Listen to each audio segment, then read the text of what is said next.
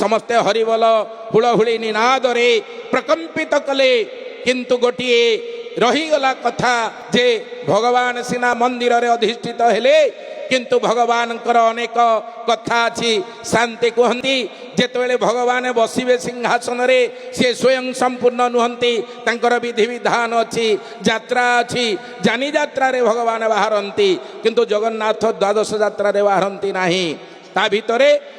मुख्य केतोटी यात्रा रे महाप्रभु बाहरती सिना अन्यान्य यात्रा रे तांकर चलंती प्रतिमा विजय प्रतिमा बाहरती जहाँ दक्षिणी घरु शांति कहती